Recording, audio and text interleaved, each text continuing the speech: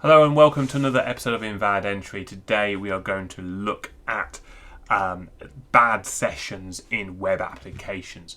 Again, this is a kind of thing which is becoming increasingly more difficult to actually have as a defect if you are using any kind of web framework. But if you're trying to roll your own framework, or if you're building something really natively, if you're doing like a bare bones application, it is something which can affect you. So I wanted to show this and dive straight in.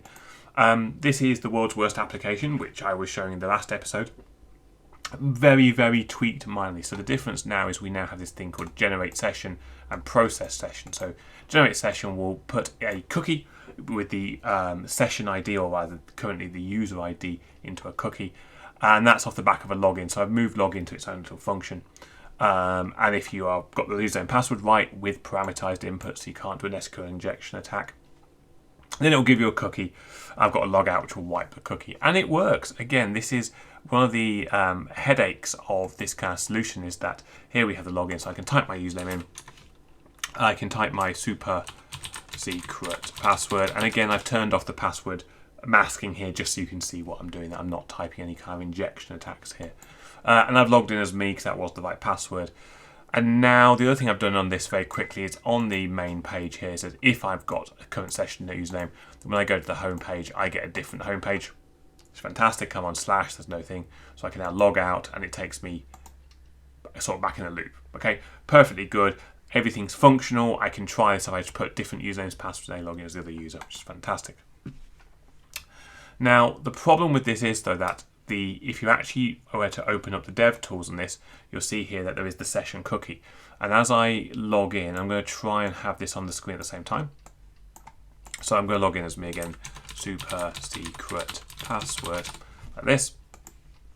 Log me in, it sets my cookie value 1. And this isn't, dev tools are not some magical hacking tool. They're not something which is super scripted. They're in every single browser. So I can just come along to this browser and I can just change this value to 2. So that's all I've done. And if I refresh this page here, nope, because I went back to login. Go back to home page.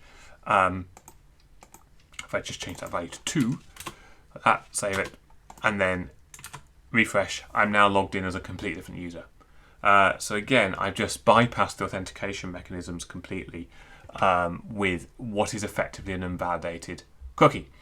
Now, cookies, for those of you who think they're magic, are basically stored bits of information which are sent from the server and stored in your browser, and then on the next request or any subsequent request sent back up, and the logout is basically clearing that value out. But fundamentally, when it goes into your browser or it goes into a random person's browser, you don't know what's happening to it. You don't know it hasn't been tampered with, and you don't know that it hasn't been stolen by someone. You can do something called session hijacking, which I might try and demonstrate with there's other things wrong with this cookie in a future episode. But what we want to do is we can actually do things which will help us understand whether that cookie has been tampered with or not. The easiest thing to do is to put some cryptography on it. And cryptography, you can't just sprinkle, it's not magic security fairy dust where you just sprinkle cryptography on and make everything fine. This is actually, you have to use it correctly so you know what you are and aren't doing. In this case, we're going to use a branch of cryptography, and some people say it's not really a branch of cryptography. We're going to do signing. So we're going to sign that cookie with something that we know. The library, because I'm in Python, there's a library for this. You could, again, try rolling your own. Every time you roll your own, you are not building on the backs of people who already know how to do this stuff, people who've already solved these problems. So every time you roll your own authentication system or you roll your own signing system, you have a massive risk of introducing defects which were solved 20 years ago. So if you are using Flask, there are libraries for Flask. If you're using Django already has a session validation system already built into it, so you can use their sessions and use their storage in a way that is safe. The other thing I want to touch on very quickly about sessions are, even once it's signed, the information is public. So if you wanted to hide that information, you would have to encrypt it and put it in there. There are other ways around that. You could, for example, put a session ID in there and have the data in a database at your end, but that actually slows your application down because you've got to make a trip to your database, especially if you're using microservices. So the current trend is to put non-sensitive information into a cookie and get it back in a signed way. Library we're going to use today is called It's Dangerous.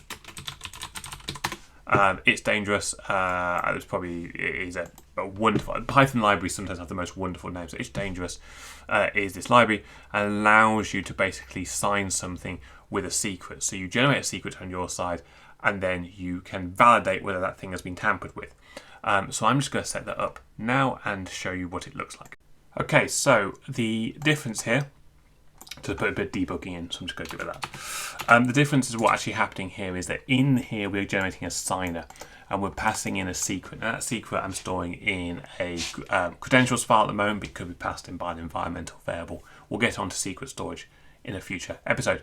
But we pass that in, and then what we do is we use It's Dangerous to sign the user ID. So we're just slapping the user ID. The user ID will be in the plane, but it'll be signed. And I make sure that I actually pass that into the session. I pass in the signed version, not the unsigned version, which is very important. On the other side, what we do is we get out and we make sure we name the variable, so we get back out an unvalidated user ID. Again, we generate a signer object and we unsign it. And that's either going to work or it'll throw an exception. If it throws an exception, it'll go into the catch block, which just prints it for local debugging. And then it will return the empty session above. So that session still works the same way. Just to check it works over here, I'm going to bring in the cookie below so you can see what the cookie value is down here. So I'm going to go login, super secret password. And now what you'll see is It's Dangerous is actually, it's still got my value. The number 1 there is my user ID. And that's maybe something I want to hide and obfuscate in future. But it's got this value behind. And that's a cryptographic signature of the data signed. So as I go home now, I am logged in as me. If I was to edit this, so it's working. So if I was to edit this and just go into this value and change that to a 2, then what happens now, don't change the directory, if I refresh this page, it actually just, this is if I'm not logged in, it says this is a completely invalid thing, because what's happening is the signing is failing.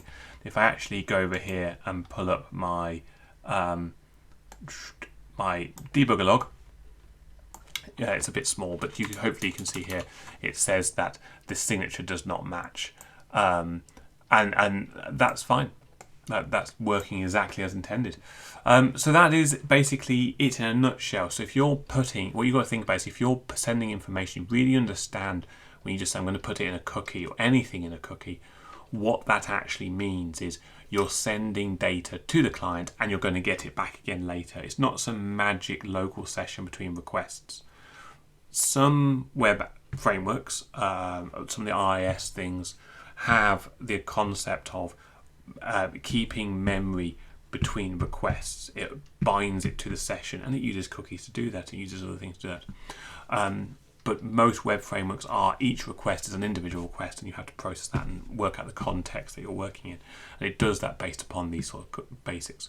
So if you're going to start rolling your own very basic frameworks, if you're going to start working on very raw systems, there are good times to use these raw systems, by the way. If you're making microservices or if you're building an application which you know is going to sit on like an embedded device and like an Arduino, then that's when you want to start thinking about having these really, you don't really have space for big frameworks, you have space to put Django on them.